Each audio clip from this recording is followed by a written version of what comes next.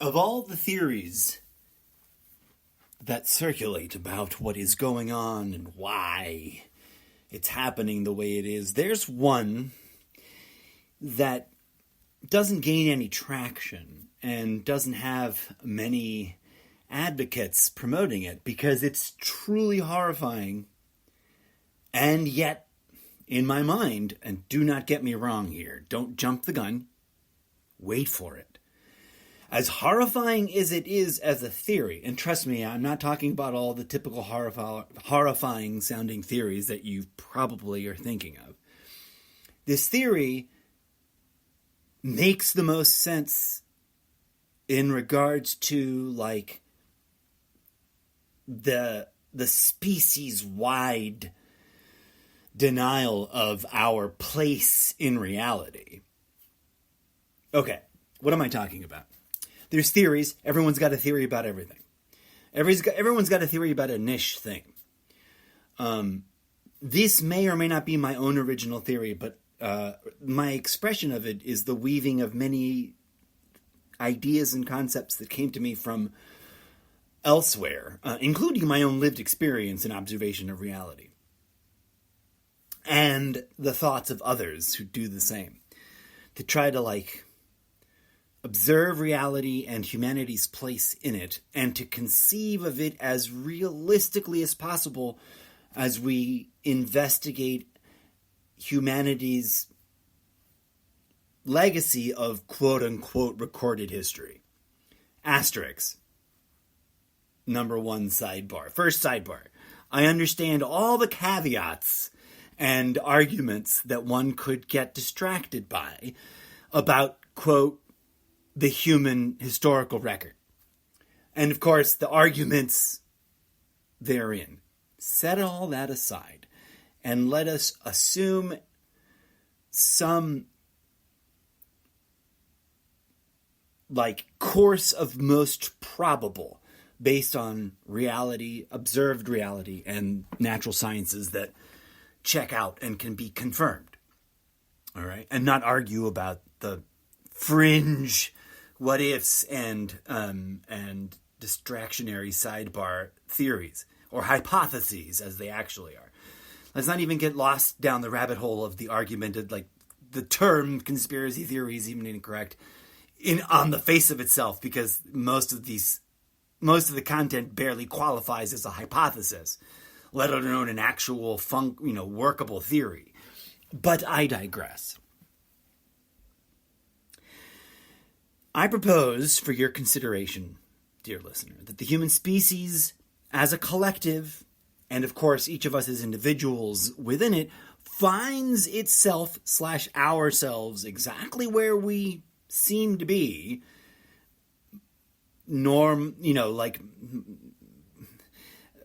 calculating for the fringe errors that are, statements or experiences that are way off the grid and aren't actually applicable to reality. We are here where we are. We've gotten to this place. To lay down some current postmodern socio-political, economical, ideological critique, is a suicidal, sociopathic, psychotic place for an intelligent species to have cornered itself into.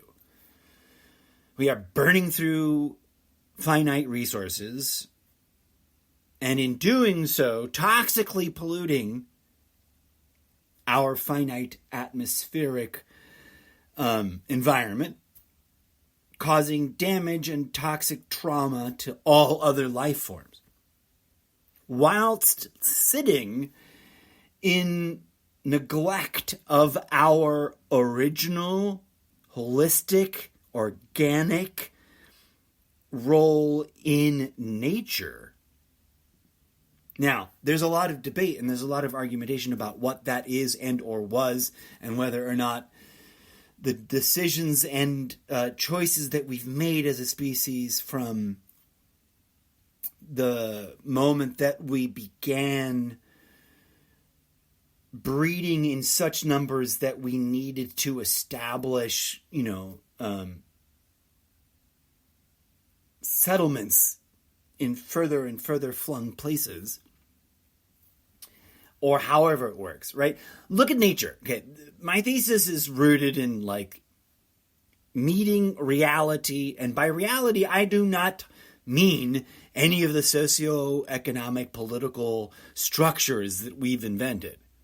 I mean the earth and the water and the light and the sky and the air and the animals buzzing around doing their shit and pooping their shit and eating their food.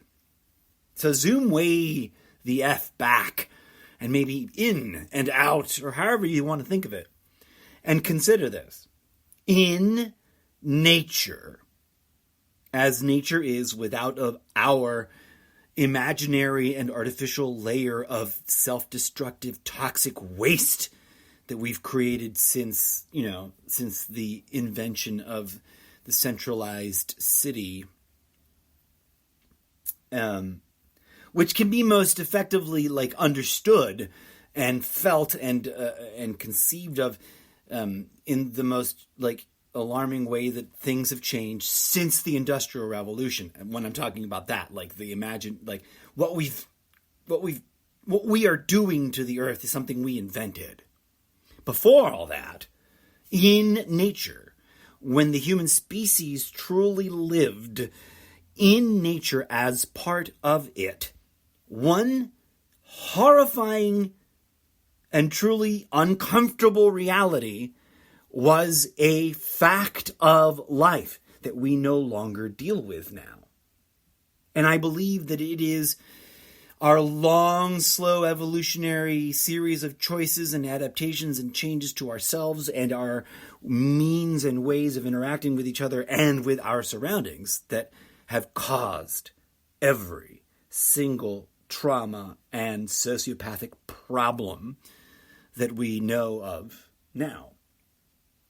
And that's that we took ourselves out of the natural order of the food economy. If there's one economy in the world, in nature, and I don't mean to get caught in like a self-hypocrisy here, but I'm always asking capitalists and people who attach to economic ideologies of any ilk, where in nature are economics things? Like, where is economy in nature? There isn't. There are things that might seem analogous to what we call economic activity, but there is no species in nature that dominates other species and profits on it, right? Not using an artificial fiat currency for the purposes of hoarding wealth based on shiny metal things that are valuable. No other creature is that sociopathically self-destructive or brutally, pathologically destructive of others. Now, let me digress. In nature, the raw, horrifying reality that mankind as a species was so ingeniously inspired to escape from is kind of critical. And this is what it is. This is where we went wrong. We, as a species, were once, in the natural order of things, food for other creatures. And we had the hubris to think that that just was not acceptable. Now, that sounds crazy, right? Who wants to get eaten by a bear? No one does. But what happens to a over-evolved species when it's become such the dominant apex predator that it has nothing predating on it? And I mispronounced that. But that it has no natural predators. What do predators do? And the simplest, most sort of like scientifically detached answer is population control. Population control. Wolves eat the pretty, cute, adorable things that they eat, and other creatures prey on wolves. And there is what used to be called the food chain, the natural food chain, which was later adapted to the natural food web or network. That's the one true original economy in life, and the one true, existential threat that we lived in some degree of terror of, that became more and more intellectualized and emotionalized as we evolved from whatever primitive original state we deviated from to become upright, bipedal, ambulatory meat sacks of blood and bone, capable of talking about, creating ideological constructs of, and disagreeing over our interpretations of reality. Before that, before we got, to that place, we lived in nature's organic flow and state of affairs. And in that organic, natural, original state of affairs, all life is food for other life. Now think about it. In our postmodern context, the human species has a murderer problem. Now, we can debate whether or not there's always been pathological sociopaths that murder other people at the rate that we seem to find them now. And we just didn't know about it as much because of the lack of technology and blah, blah, blah. And, population dispersal and all that. Sure, of course. But in terms of the postmodern bubble of whoa, everything in life goes faster and faster. And now suddenly we find ourselves in a place where year to year, decade to decade, the comparison is overtly alarming, right? We have a psycho, crazy, serial killer problem, mass shooter problem. The human species butchers itself. Why? Now, there's a lot of theological argumentation and mental juggling about good and evil as empirical absolutes beyond the scope of the human body, as in terms of ethereal notions of this and that, and Satan and God and whatever. But there's a much more simpler, plausible, natural, rational explanation. We were once food for other creatures, and therefore we needed and justly did implement these deeply embedded instinctual impulses towards brief outbursts of lethal violence when necessary to defend ourselves and our progeny from being eaten. Survival of the fittest makes the most sense when you are, as a species, truly and fairly a balanced portion on the plate of all life must consume other life. In the restaurant of life, we decided to step off the menu and be the only creature on the planet that preys on others for food. Now, this discussion stems in part from my debates with vegetarians, because they love to create this moral ideological construct and judge others. I got nothing against people who choose to become vegan, vegetarian, etc. Do it to the extent that it doesn't cause health issues for you, as it often can. We are omnivores as a species, at a species-wide level. Some branches of our family tree had specific dietary proclivities, etc., and we can have all those delightful debates about what the human diet truly is. But to the best of my understanding, we wouldn't have achieved this ability to speak, communicate, and create technology if we had not began cooking meat and changing the nutrient energy ratio, which allowed our bodies to evolve in a different direction, enlarging the brain, creating more neural pathways, etc., etc., etc. Okay? So But think about the context, think about the journey I'm trying to describe here. Setting aside all the arguments. Imagine understanding that we were once a part of the food web, and that the fittest among us, needed to pass on the knowledge and the instincts and the traits and the killer ability to defend through lethal, brutal butchering of the thing that is attacking you, enough of the tribe so that the lineage continues, so that other creatures may continue to have food. Right? Every animal that is being hunted as food evolves tactics so that enough of them survive that they do not collapse as a species.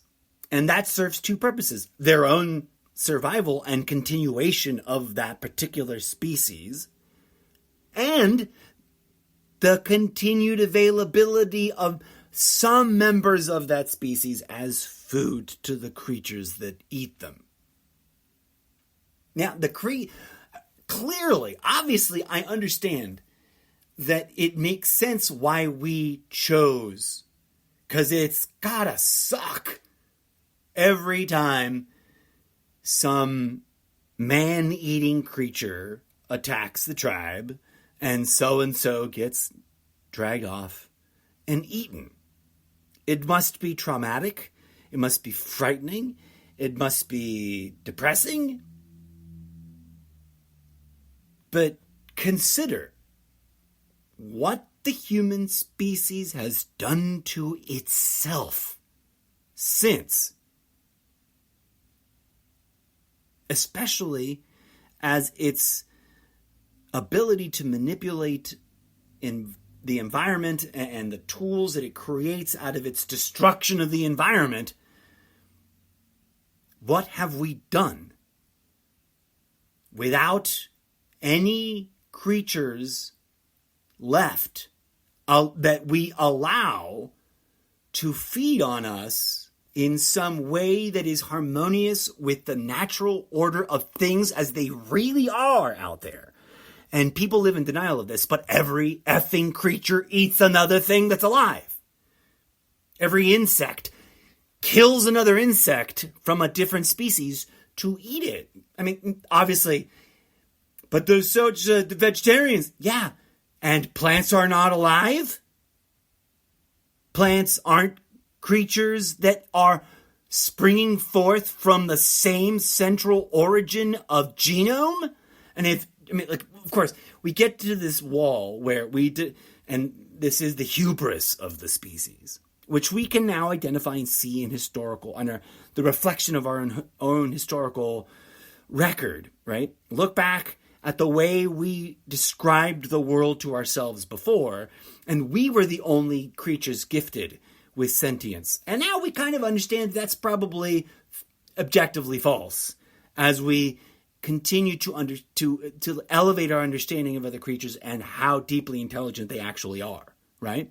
That's why we love them, and that's why the vegetarians feel like, oh, such deep level of compassion that they refuse to eat them. And I don't. That's great. Do it if you want. It's the moment that we turn it into an ideology by which we judge others and hate them and damn them all to hell because you refuse to agree with me, and you're wrong. The moment we get militant, murderous vegans killing other human beings because they refuse to turn to veganism is the moment that it's wrong or toxic, right? And gross and self-destructive. And why is this happening? Why does every ideology become violent? I mean, there's a Buddhist country that's committing genocide of a ethno-religious minority within its own borders. And that makes zero fucking sense. Like, that doesn't fucking make sense. They're Buddhists, right? Or supposed to be. Clearly they're not. America calls itself a Christian nation, and yet is America, and has blood all over its hands. Reality is reality, right? The human species, and let's detach attachment to nationalities or making it a nation versus nation thing. The human species is genetically identical throughout, right? Every member of the human species, no matter where they're from, no matter what they look like, is genetically 99.9 to 1,000 places of nines, genetically identical to every other member of the human species. The human genome is but one branch or fractal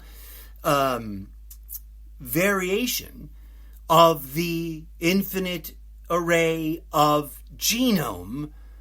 There is arguably, and think about this before you tell me that I'm crazy, there is one genome, and it is generating an infinite array of different forms for life to embody. That includes plants. And it is absurd. As absurd as it was for society to once pretend that no animal had sentience and no animal had emotions and feelings and could feel pain, right? Which people used to once tell themselves in order to not think about, I guess, not have to dealing with empathy with animals.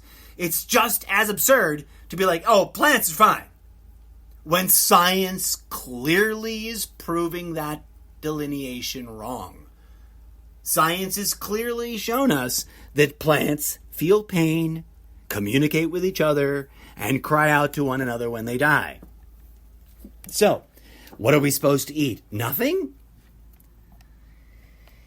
That's the punchline of a book series that I'm working on, where all creatures evolve into sentient speaking creatures, and all, like, including plants. And then they have a great interspecies war because they can't decide what is supposed to be the food. Or how do we fix it? So, step back. Imagine everything's achieved personhood. Right? Because I guess I should have clarified, and forgive all the weird hubbub. I realized that I had not adequately prepared for this recording session, and that my device is running out of batteries, and I need to relocate to where the charger was set and ready for it to be plugged in, which I will do now. Sorry for all the weird noise. Okay, close and be charging. Are you charging, buddy? I think you are. You should be. Oh, no, you're not, because I got to turn this thing on. Where was I? Imagine if everything could talk, including the plants that vegans eat. Oh, the dilemma, right? Well, that dilemma has always existed. That is the existential dilemma at the center of true transcendence. Everything in this known world, this universe that we are tangibly, stuck on this life-giving orb. Set aside the argument about her shape. She's a living giver of life that we are choosing to destroy, which makes no sense. So who cares about arguing about which dietary choice is the most righteous? Let's transcend all that and come back to understand that when we chose way back in the day, and I know it's crazy to have to take responsibility for this now, but as the saying goes in other areas of discussion, it is not your fault that your ancestors did this, whatever, insert horrible thing. But now that you understand what happened, it is your responsibility to make sure that you do not perpetuate the horrible thing that your ancestors did, right? This is applicable in so many areas of discussion, and hence the memes. We must apply that now and realize that we have to come to a personal and collective understanding that just like there's this, all of this is, okay, sorry, that whole series of sentences collided and derailed. To solve the problems that we've created for ourselves, which are multi-tiered and multidimensional and complicated AF, and cannot be reduced down to, it's those people's over there's fault, gotta kill them all. That's a no. I reject that, and anyone peddling that nonsense must be questioned and held to account for their sociopathy. The solution isn't to argue and fight and to blame one another, but rather to come to an understanding that we've caused ourselves trauma that was, generational and passed down from the very, beginning of when we branched off from the rest of the genomic experiment of life forms coming into being on this life-giving vessel that we treat so poorly, so objectively. If there is, I'm not a believer in the theology of sin. In fact, the notion, I was just arguing with someone recently pointing this out, not arguing, I was pointing this out to someone on the interwebs recently. The notion of original sin is clearly a psychological, guilt manipulation tactic that is terribly toxic and unhealthy. But if we are to describe something that I would not be able to deny is indeed the one great sin that the human species has committed, is that we allowed our hubris and our greed for comfort, and instead of healing or integrating or working through our trauma of being a source of food for other creatures on this earth, we just butchered all the ones that were really efficient at killing us and domesticated the rest. And artificially placed ourselves atop a food pyramid and created toxic artificial profiteering industries on top of that layer of artificial reality, and caused the physiological problems, the health problems, the psychological problems, the anger management problems, the violence problems, the self-destructive problems at all that we are stuck with, that we have inherited, that we've given birth to through ourselves, through our own choices and actions, as individuals and a collective of generations upon generations of individuals. We must wrap our brains around that and come to terms with that, and fundamentally acknowledge the truth of the complexity of the actual existential dilemma that is the origin of all our trauma, pathos, psychology, mythology, etc. And that's that it is frightening and horrifying to be food for something nasty and huge enough and deadly enough to consume you.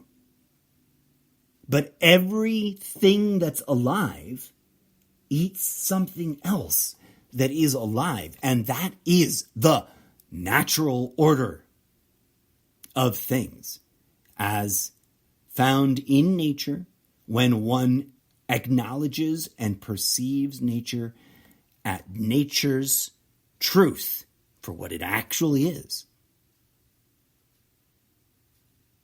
And there's no morality. Food is necessary until we transcend it, perhaps. But if we can wrap around our brains, if we can wrap our brains around this crazy reality, which includes the following comprehension, and it's a hard one for people to wrap their brains around, but if you really truly look at nature and reality as it actually is, you understand that this is real. Everything that's alive is on its own slow motion journey through the evolutionary process towards personhood. These are two complicated things to hold in juxtaposition of another. Everything that's alive is potentially a person. I am a person. You are a person. Everything that's alive, everything, including the vegetables that vegetarians eat, by the form and function of the genomic algorithm, as we see it in reality, everything that is life is related, at once interconnected and inseparable, originating from its same magical, mystical, impossible to define root source, wherever that is and or was, functions in almost the exact same way, is, with a broad enough understanding of genomics, all one complex system that is branched out into an infinite array of systems in a fractal unfolding, and all of it striving to do the same thing: evolve the simplest of vessels of life into the most complex. And simultaneously, everything that is life is food for other life. We have to solve that issue. And we will not solve that issue through economic abuse of each other. We will not solve that issue by bombing the bejesus out of one another's imaginary nation states. Now, I'm not judging. There's nothing wrong with loving the country you live in or loving the country you belong to. But nation states are imaginary, and we have to acknowledge that. We made them up, we engineered them out of thin air, and we created mental constructs, ideological constructs, in order to perpetuate their operation. And that's riddled for corruption and a breeding ground for horror shows, because we never dealt with the original existential dilemma. We never resolved the trauma. We just compounded it with more trauma. Generation after generation after generation. And here we are. Unhealthy. And in various states of disarray.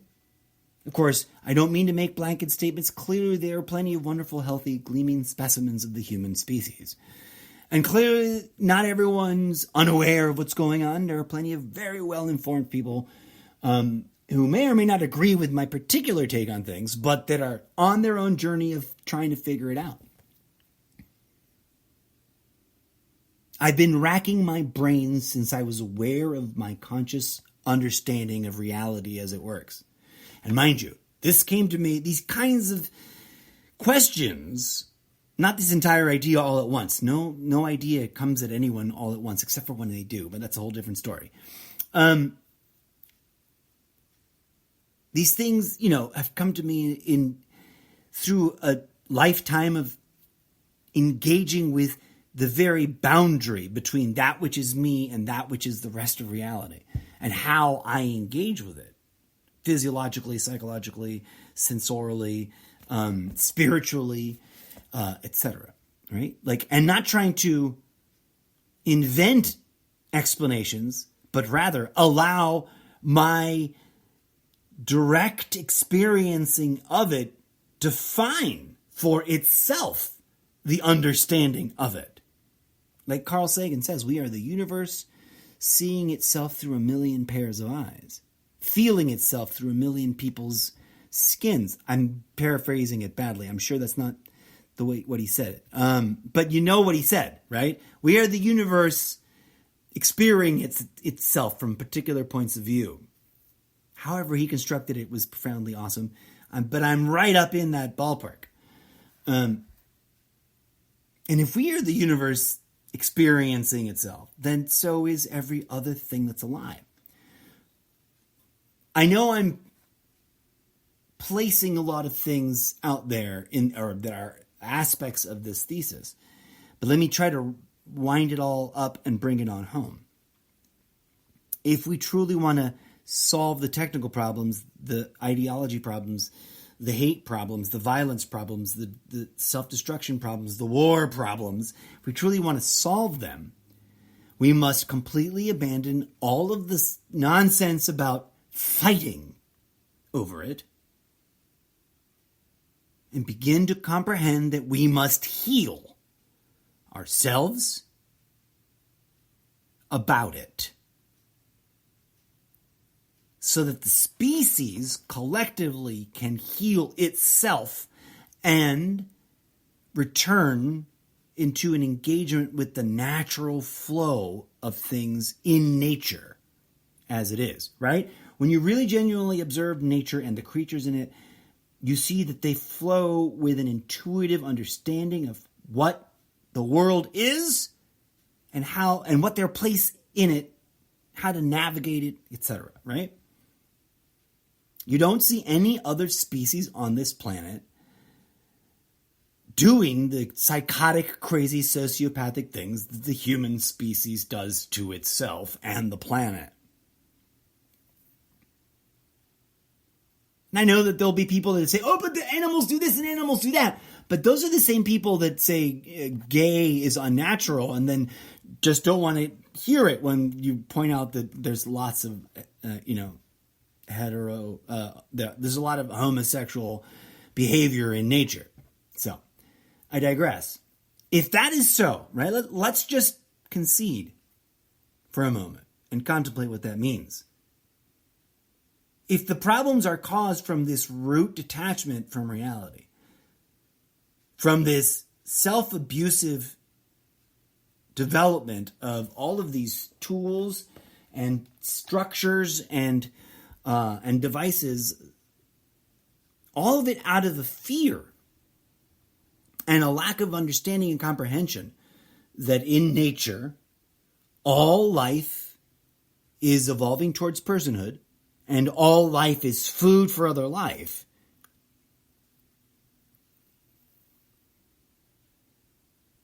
Instead of solving that through a transcendent spiritual healing of the trauma so that we can integrate that and allow it to be part of the way we live in a way that is as natural and makes as much sense as when creatures eat each other in nature, right? When the fish eats the bug and the eagle swoops down and claws up the fish, no one gets mad at the eagle about it. No one gets mad at the fish for eating the bug.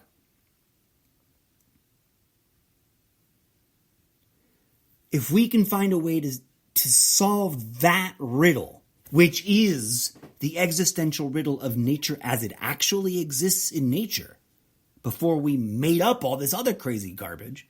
And mind you, I get it. There's been some awesome things, lots of fun. Nintendo is great. Video games, I love them. But none of that is real.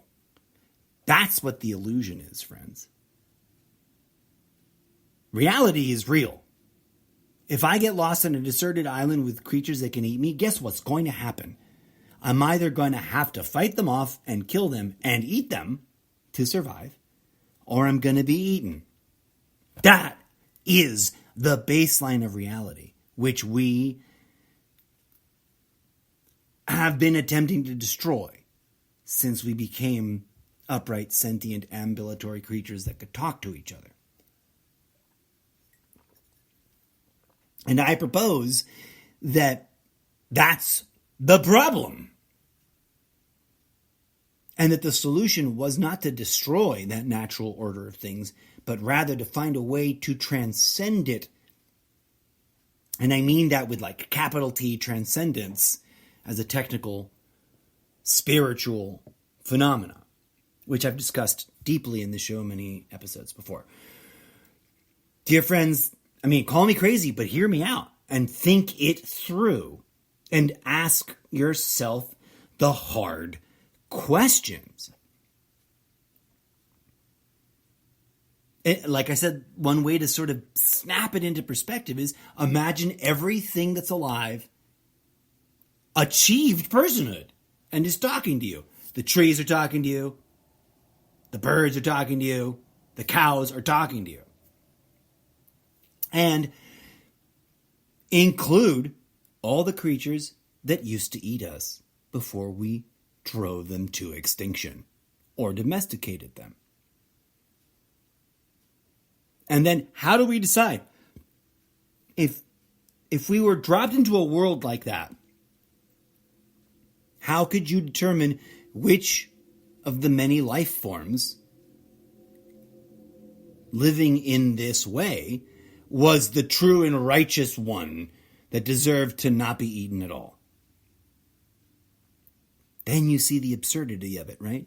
If we are all brothers and sisters in life, expressing the same core consciousness of life, the supreme divine life force expressing itself in a million different vessels, all of which that gotta eat somebody else, we would have to figure out a way to transcend the material body in order to not devolve into murderous species, nation states of we are the chosen species and all the rest of them gotta die. You see what I'm saying? Imagine. Just think about it. Endless intra-species war because no one species wants to be eaten. Like every single species does not want to be eaten, right? Excuse me. It's a seemingly impossible problem. Forgive me. I've talked longer than my vocal cords were prepared for, and I need to stop. It seems like an unsolvable problem until we allow for the reality of the metaphysical transcendence, right? That which everyone's arguing about, what is enlightenment, what is awakening. To the best of my understanding, the most ancient, original, authentic, spiritual, technical definitions literally meant to evolve to the point where the body apparatus could organically deploy its own inherent, innate, naturally existing energy structures that would manifest what we call the full multi-tiered chakra system, which is like the turbines that power the Merkaba, right? The chariot of light. I know, I'm slamming all kinds of things. From biological evolution to the full-blown transcendental phenomena of like transmuting the physical body avatar into a sentient, holographic, fractal consciousness made of light and energy without the carnal flesh and blood, the bits that we all eat and that will be eaten. That would be the only sane, positive, non-violent, non-psychotic, non-suicidal, apocalyptic solution to that problem.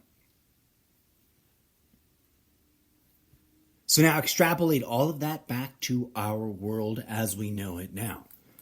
We need to wrap our brains around the distinctions between all the arguments about ideology and information and disinformation, and come back to an understanding that our calling, if we can put it that way, if we can borrow that language, our calling, it's not to be the best religion that kills all the other false religions. It's not to be the best nation state that dominates all the rest of the nation states. It's not to be any of the things that we made up. Our calling is to solve through metaphysical transcendence, which is an organic phenomena of all life forms, to evolve to the place where psychologically, metaphysically, spiritually, intellectually, we understand that these are phases of a journey, and that life is, all caps life, is a singularity that contains all of the individuality. That's the duality, non-duality problem, right? The singularity that is all caps life, the all capital letters life. And every religion believes in this. Christians talk about, the grace of God and whatnot. They all have their language for it, but they just don't want to see it as it actually is out there in reality, in the woods, where the creatures are all busy eating each other and pooping it out and then dying. That's the cycle of life, the circle of life that everyone talks about, it makes jokes about, and uses in parts of the memes. And it's the I am the flesh for you to consume. Right? Yeah. One of the funniest things, one of the things that led me to deep understanding of this is the nonsensical accusation from non-denominational Christians that the Catholic Church is about cannibalism because of the rite of the transfiguration of the bread into the body of Christ. Now, we can get into all the nuanced debate about the Bible and the Jesus and blah, blah, blah, blah, blah. Trust me, I've been there and done that. People come at me like I've never read the Bible. People who've hardly read the Bible come at me like I've never read the Bible. Read it multiple times, cover to cover. Used to be a hardcore Bible thumper. I've forgotten more about the details and the language and the chapters and the stories in the Bible than most people have learned about. Because I dumped it all. I walked away, right? But one of the fun things that's in this part of the literature, and there's lots of arguments and lots of caveats, and I'm not endorsing one piece of religious dogma over another, right? And I've got such a nuanced, complicated stance on religion and their holy books, and it's similar to what I'm describing here about, ideology versus what's out in nature, right? Like, there's the dogma and mental inventions of mankind that we call organized religions that people put their blind faith in and then do crazy psychotic things about and for and in the name of. And then there's the phenomena that can be experienced, which is what I reference with the term spirituality, like organic spirituality, like raw vegan spirituality. But it's not about what diets we choose, but rather how deeply we phenomenologically engage with the very existence of what reality is and our existence in it. Why does Christ offer off his body? Why does he say this bread is my body? What is bread? Dead plant matter that we consume as food. What are plants? Living creatures that arguably, although in a completely different, more slow motion pace, are living vessels the genome has created for the life force to embody and eventually evolve towards personhood. Everything that's alive is food for everything else that's alive, until we can transcend and take the evolutionary step all together, or maybe one at a time, one species at a time, instead of dominating the rest of the world and butchering those creatures that could eat us into non-existence.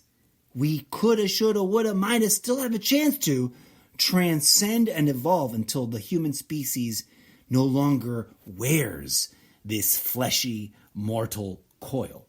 Therefore, no longer needs to be food for another creature. Let the food web continue to exist without us so that we can proceed to the next boundary, whatever that might be, on the other side of that journey, through understanding and learning and fully comprehending what it is to be that which figures like Christ once we understand the difference between the nonsense and the dogma and the lies and the made-up stuff, and the core phenomena that's measurable and repeatable and exists in reality that's being reported in these stories of men and women, although we erased most of them, who achieve transcendence together. And that's what in Christian doctrine is the transfiguration of Christ. Why is he depicted as being lifted up on a beam of light into the sky? It's not because they're aliens.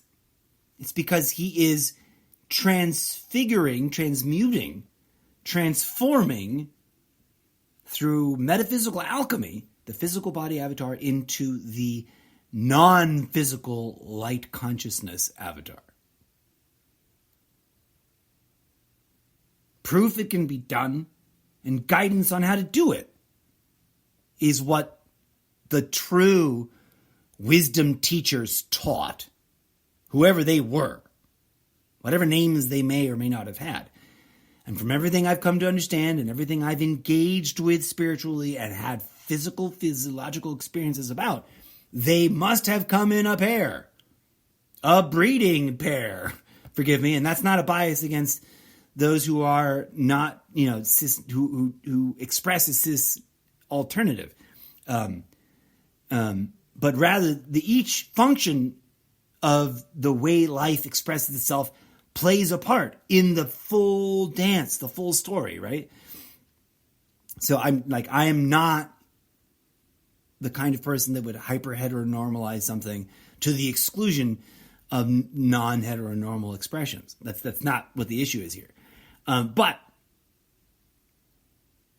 the whole life must continue, we must survive because we're food for others and others are food for us is central.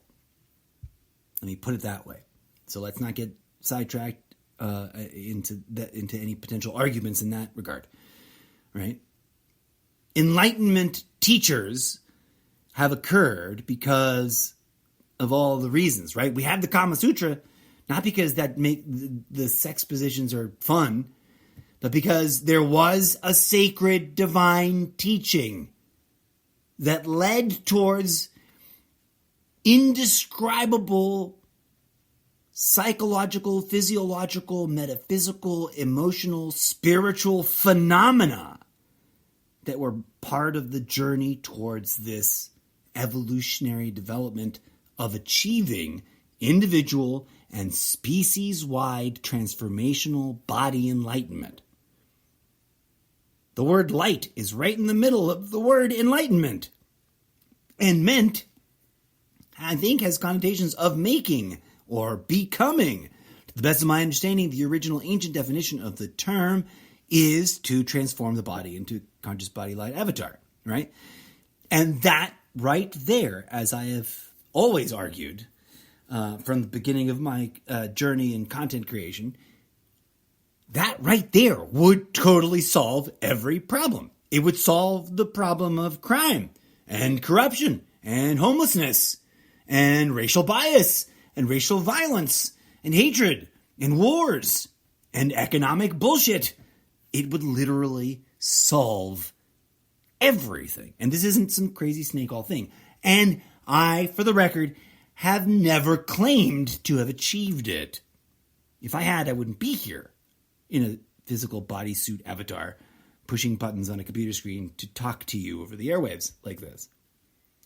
What I have what I have been trying to share for as long as I've been sharing it is that there is clearly a collection of evidence that has been ignored and overlooked that each individual human being must be drawn towards so that they can engage with it themselves and then can experience the phenomenological phenomena that are undeniable and undebunkable, that are the reason that there's evidence, right?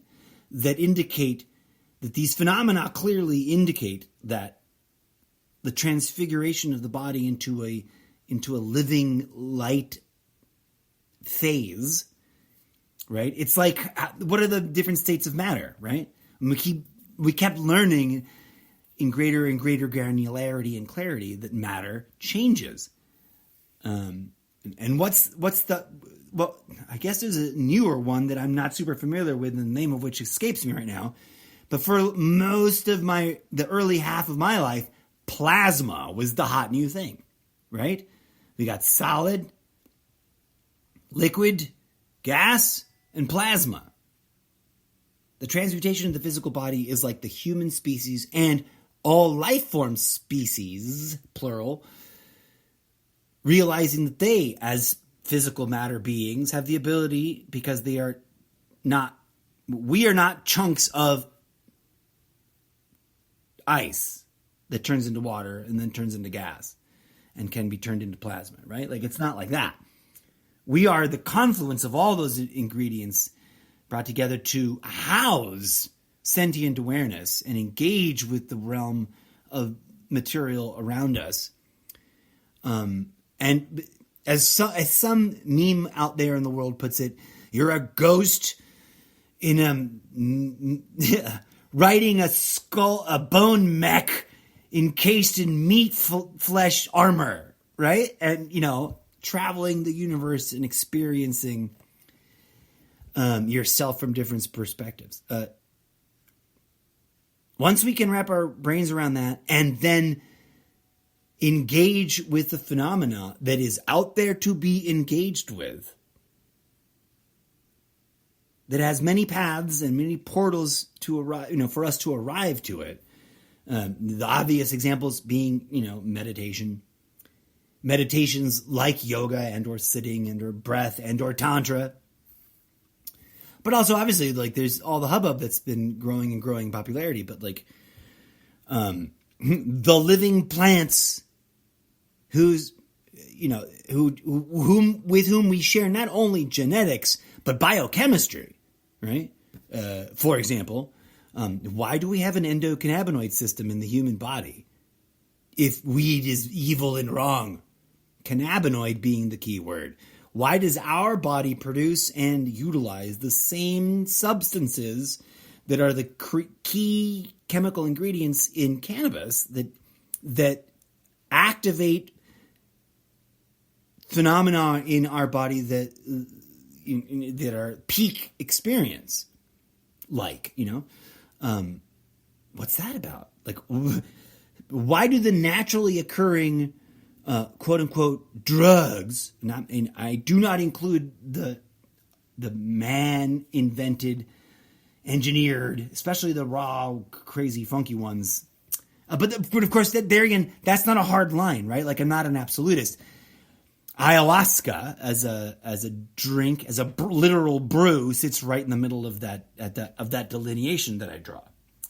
Obviously, there's really nasty, bad, horrible, toxic substances that we've invented that are addictive and short-term pleasurable and or fascinating, but obviously toxic and damaging to the human body. But those are different from the naturally occurring physiologies of other life forms that, when we consume them, engage with the physiologies of our life forms. And I'm not saying that's the only path, but rather that there's all this evidence everywhere, right? And the phenomena eventually, independent of which path you take it, whether it's through the strictest of aesthetics traditions from the one extreme in Buddhism, or to the Aboriginal traditional smoking of plants or herbs or whatever, or whatnot. Once you engage with the phenomena and experience certain things, there's no denying that shit is real. There's no denying that is an aspect of reality. And that is from whence I base my theory, as disorganized and incoherent as this sharing of it might have been. As always, friends, I thank you for listening. This was a raw, late-night thoughts recording coming at you. Been a bit. It's been a hot minute. It's been a while. But here we go. Late at night, and these are the things that are keeping me up at night. May peace, love, and grooviness blossom in your hearts, friends. As always, thank you for listening. And if you appreciate the craziness, come on down to solo.to/Mr. Zeppo and explore some of the other content creation projects, all of which are interestingly interconnected, although they are varying degrees of seemingly entirely different. Until next time, I've been your humble host, the Incorrigible Mr. Zeppo.